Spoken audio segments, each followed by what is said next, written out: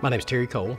My company name is Cole Informatics. Started the business in 2003 and really focused on managed service practices around 2007. I first heard about Datto through our association with the ASCII group. I remember checking them out. I was looking for a solution to a software that we had to do that already. And we really liked the product. It did exactly what it was supposed to do. We deployed Datto's first BDR across several customers, and it served the purpose. It worked well, but as Datto was improving that product and coming out with the next versions with faster components or more features, better management, it came at a time when I needed to make several changes across many customers.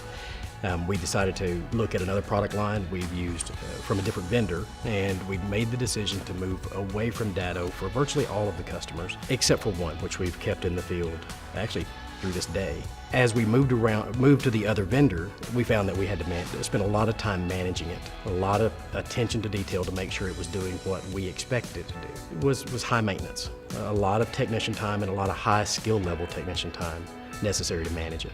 All the while, we had one customer with a Datto SIRIS in place that repeatedly did his job. A couple of different times where ransomware came into play, and we were able to restore really a 10 or 15 minute business interruption for part of the business, without the rest of the business being impacted. But we were able to restore from that Datto SIRIS from a ransomware event and solve that customer's problem. It'd be interesting if we had one of these other competitor vendors in that space, what the experience would have been if they had had the ransomware event. I know now that it would have been a much more difficult thing to restore than it was with the SIRIS being in place. I came back to Datto and talked to our account rep who had touched base with me over the years, just tagging in, and suggested the possibility of doing a wholesale changeover for every customer that we had to Datto. And in January of 2016, we made a fleet migration of every endpoint back to Datto.